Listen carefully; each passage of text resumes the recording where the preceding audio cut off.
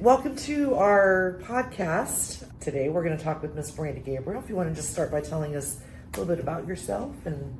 Well, my name is Brandi Gabriel. I'm Director of Clinical Services here with Vantage Hospice. I've been here for almost 9 years. However, I've been in hospice since about 2003 and served in various roles. And right now, again, I'm serving as a Director of Clinical Services.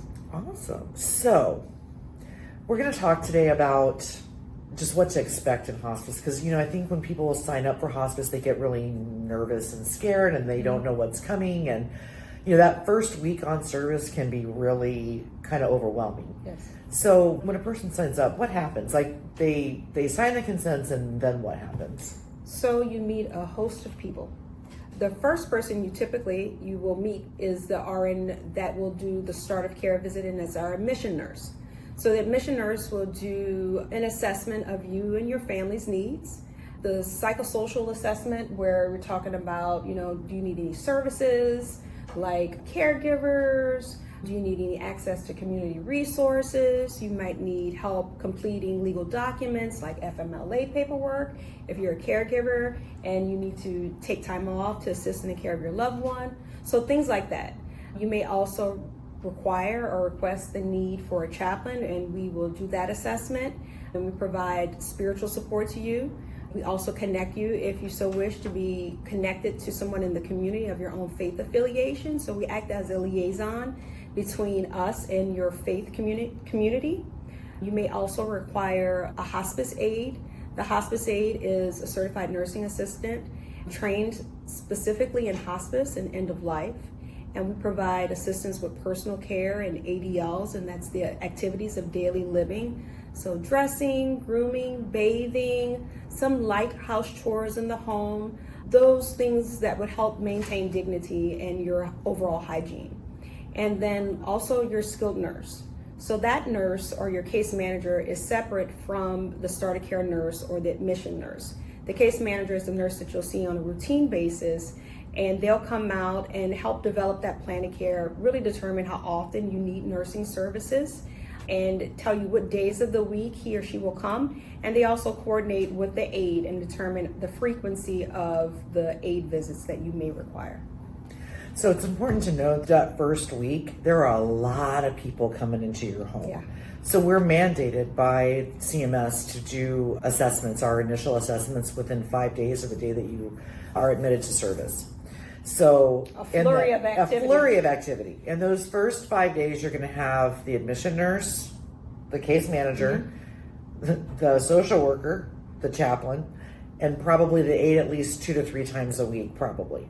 So it's important to note that first week is not probably what's going to happen moving forward. Life is going to be a lot calmer. You get to establish rapport with people as they come in and out of your home. But that initial week is like hectic.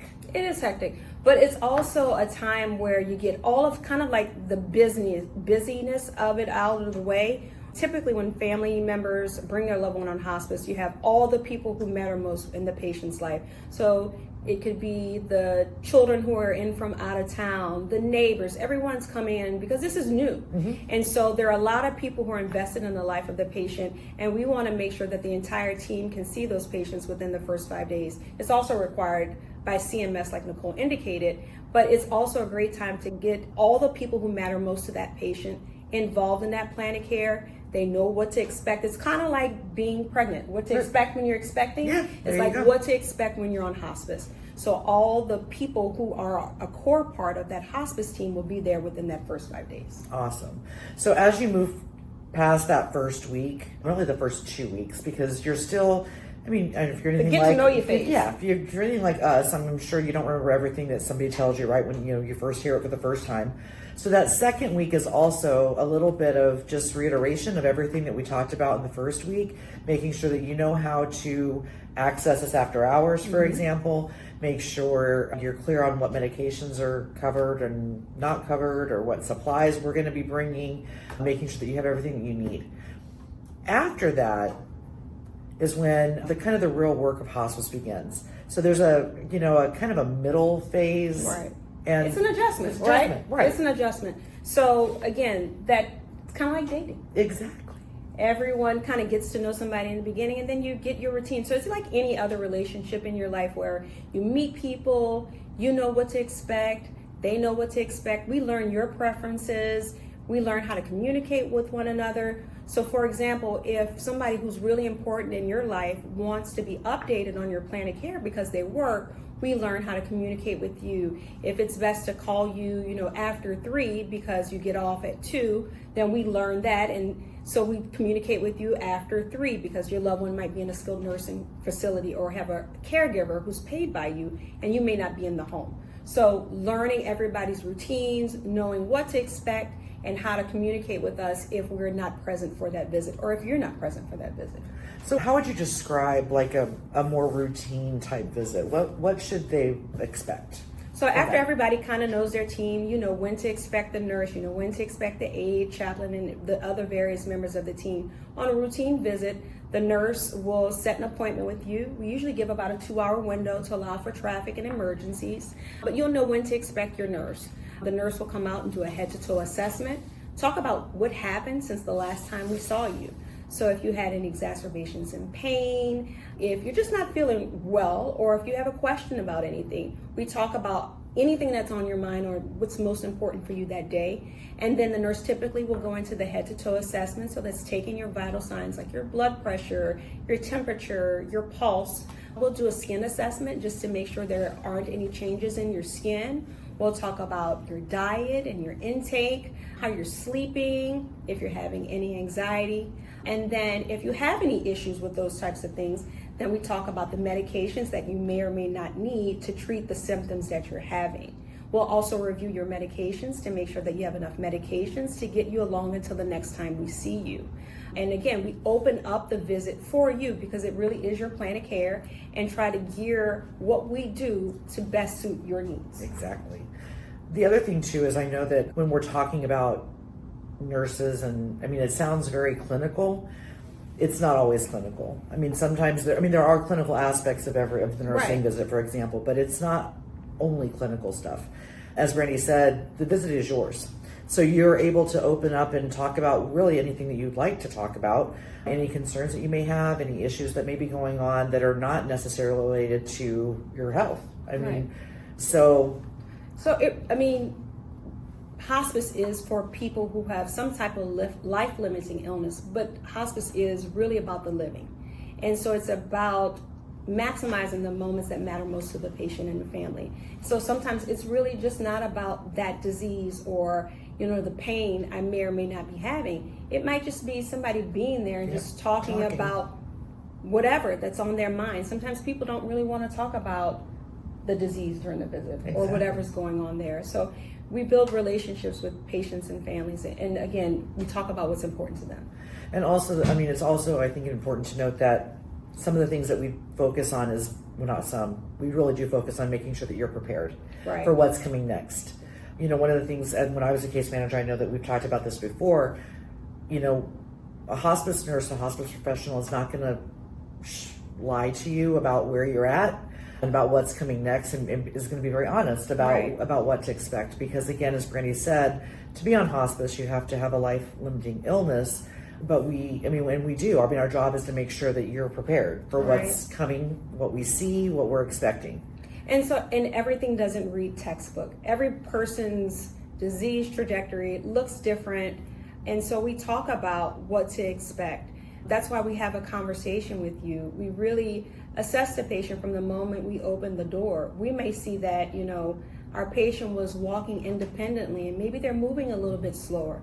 And that leads us into the conversation about decline. I see you're moving a little bit slower. How is that affecting you? Do you have everything you need? Let's talk about what this is looking like for you, and how are you coping with that? How is your family coping with that? Are you prepared if you need additional support in the home? If you may need assistance with bathing, maybe you don't have an aide from the onset. Do you need some assistance with somebody helping you get in and out of the shower? It may not be the shower. It may just be, I need somebody to help me wash my hair. So again, that care plan is really designated for what's going on with the patient at the time. But as Nicole also mentioned, we would be remiss if we weren't having those open and honest conversations. Oftentimes what we hear from patients and families is, I wish somebody would have told So me be this sooner. Yep. And it's a difficult conversation for most clinicians outside of hospice to have. And I can appreciate that. Doctors go into medicine for the most part to save people. They want to make people better. And it's not a failure to recognize that sometimes we can't make everyone better. Right. And there is a path in the healthcare arena for people who we can't make better, and that's hospice. Awesome. Also, sometimes, as Brandi had mentioned about the psychosocial and the spiritual aspects of hospice care, sometimes families need help, kind of maneuvering those conversations, and they need help just preparing people in general for what's coming. So social workers and chaplains, a huge benefit for a family. Most people don't die alone. There's a community of people who love our patients. Sometimes there's a small child in the home.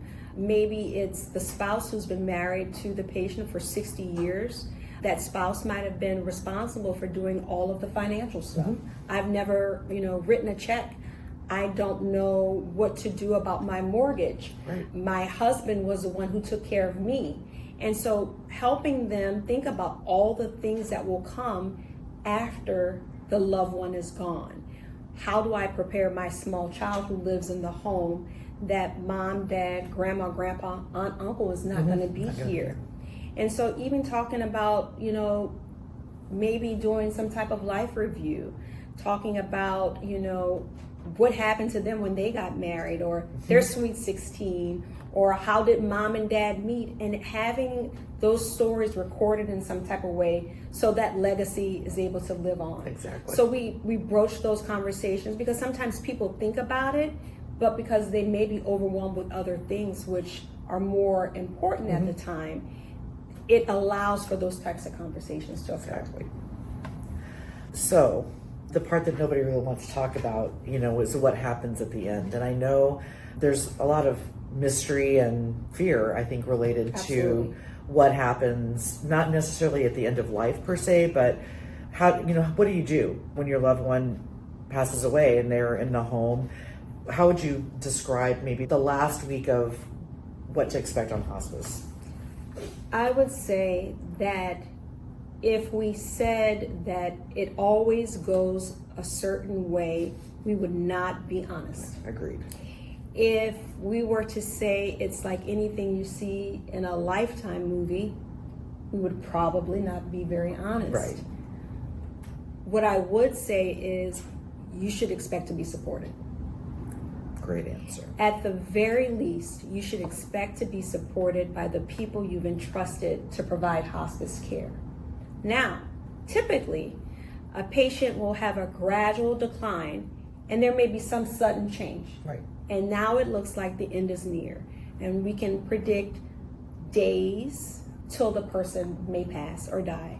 So what you should expect is that your hospice team is going to be readily available and accessible to you 24 hours a day, 7 days a week. When families ask me, how often should we expect a nurse? How often can I have the nurse? My typical response is, our team should be available to you as often as your loved one's systems require it or as often as you need it.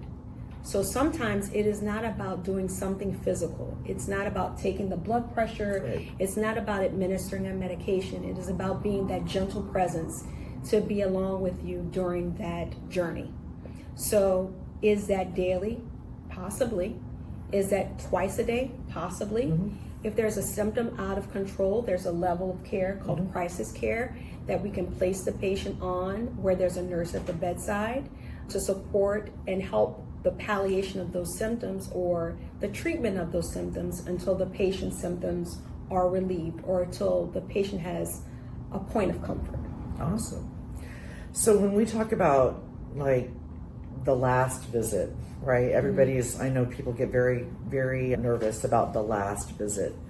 How would you describe that last visit? So mom has stopped breathing, and what do I do then? You should call hospice. The first thing you should do is call hospice. And then you allow us to take the lead from there. The nurse will arrive. There will be an assessment of the patient and look for signs of life. If the patient doesn't have any signs of life, the nurse will pronounce the patient. And when we say pronounce, we say that the patient has officially died. And from there, we verify the funeral home of choice, and we will make all of those calls for you. If you've prearranged or not necessarily arranged, selected a funeral home, we'll call the funeral home. We'll make sure that your loved one has final care, so we will make sure the body is clean and presentable for the family or any loved ones who want to see that patient that one last time. And then we stay with you until the funeral home picks up your loved one's remains. Sometimes patients would like their clergy to be there, so we'll make the call for either our chaplain to come by, we can call your clergy person to come by. If someone wants any type of prayer, our clergy or our chaplain can provide that. But it really is a sacred time, and it's about how you want to best be supported.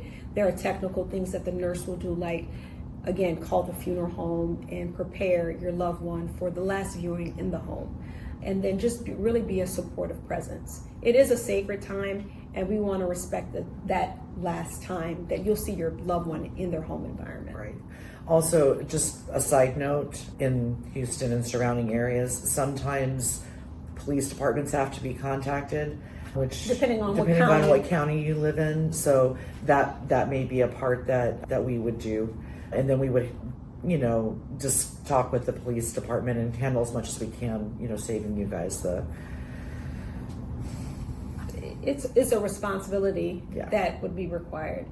But I think most importantly, we want patients and families to know that it really is their journey. We're here to support them on that journey in any way that is appropriate for them at that time in their life. Exactly. So I just wanted to say thank you so much for joining us today. And I also wanted to let everybody know, it's actually very interesting because you have like the two head honchos of Vantage right now.